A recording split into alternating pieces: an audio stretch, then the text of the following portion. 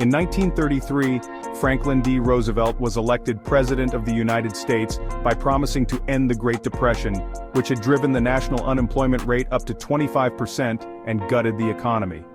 His bold promises gave hope to millions. During his presidential campaign, FDR promised to lower government spending and taxes and balance the budget. Once in office, he did the exact opposite. FDR's government spent more in an effort to create jobs and increase consumer demand. He raised taxes to fund the hike in spending as well as key government services.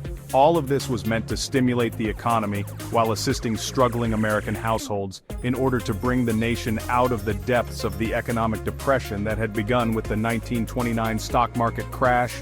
His policies were controversial but aimed at revitalizing the American economy. FDR quickly realized, however, that he could not print enough money to pay for his spending program, even by increasing taxes. The Federal Reserve Act of 1914 limited the amount of money that could be printed by the government. All Federal Reserve notes, paper money, had to be backed by 40% gold owned by the federal government. In other words, for every dollar printed, the government needed 40 cents of gold in the bank. This restriction posed a significant challenge for FDR's economic plans.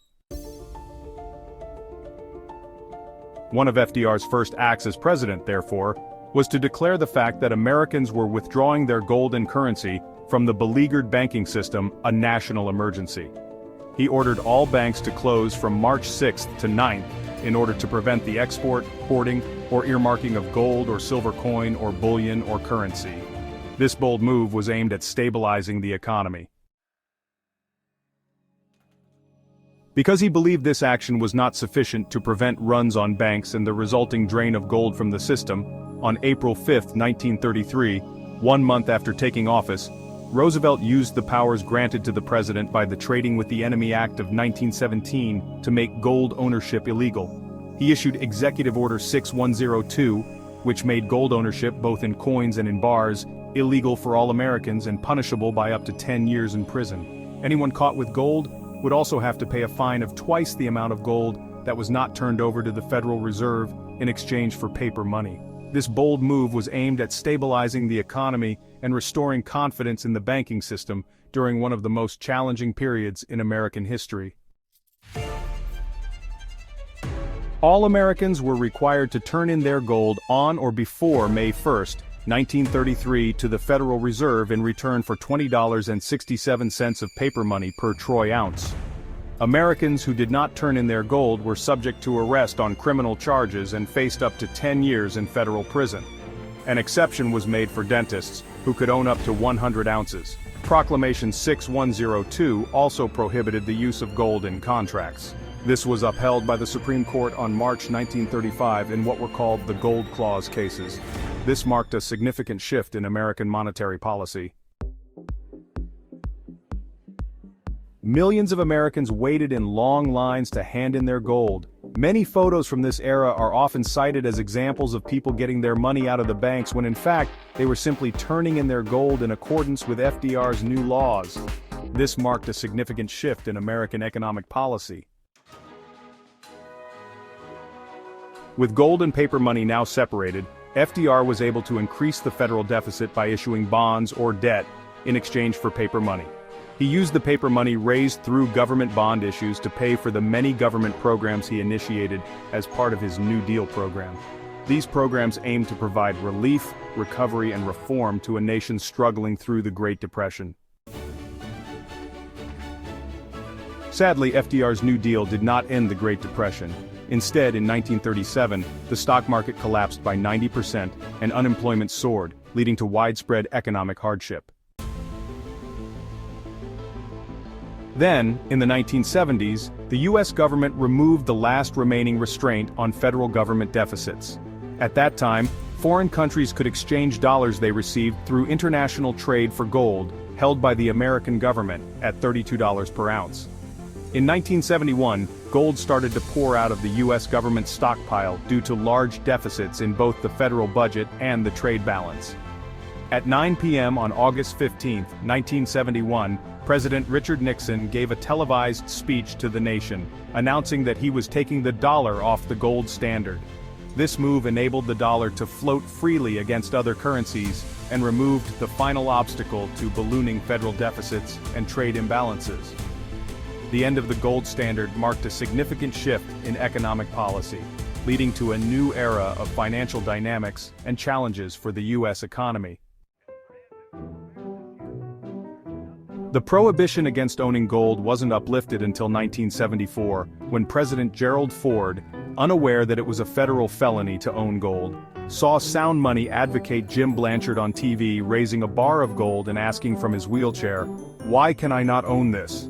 This moment led to the legalization of gold ownership for Americans. Ford signed Proclamation Public Law 93-373, which legalized gold ownership, and also made it legal to include gold clauses in contracts, effective 1977. Ford failed, however, to re-establish gold as a backup to government fiat or the American dollar. This decision had lasting impacts on the economy and the role of gold in financial markets. As a result, deficits continued to mount. Today, the U.S. federal deficit is at $19 trillion, with another $70 trillion in off-balance sheet debt, which can be triggered if certain individuals or institutions renege on debts that the federal government has guaranteed. The purchasing power of the U.S. dollar has precipitously declined as well. This decline has led to a rise in alternative currencies and digital payment methods. Modern monetary policy has evolved significantly since FDR's era. Today it shapes economies globally. To hear several U.S. presidential candidates remark that we can always print more money is disturbing. It was that line of thinking, first with FDR and later with Nixon, that instigated today's mounting deficits and the dollar's declining purchasing power. Printing more money is fraught with the very real risk of creating high rates of inflation that will destroy the purchasing power of the dollar further, and potentially damage every American's savings and the livelihoods of people living on fixed incomes, such as Social Security. This is a critical issue that requires careful consideration and responsible policy making. Could the federal government ever move to seize gold from American citizens again? When the government nationalized gold coin and bullion nearly 80 years ago, it gave Americans less than a month to turn in their gold. It's hard to imagine this happening again, but it's important to be aware of the very real history of gold confiscation in the U.S., and to be conscious of the economic pressures that could make a president decide to take such action again. The past teaches us valuable lessons about the future. Megalodon Media, like and subscribe. Megalodon Media, like and subscribe. You feeling all the news and you loving the vibe? Like and subscribe. Go ahead and like and subscribe. It's the Megalodon. Megalodon Media, like and subscribe. Megalodon Media, like and subscribe. You feeling all the news and you loving the vibe?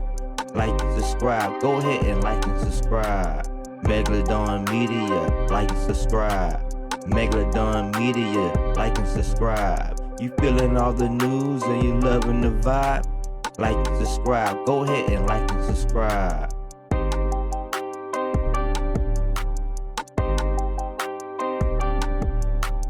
If you like this video, consider like and subscribing to the channel. Thanks for watching.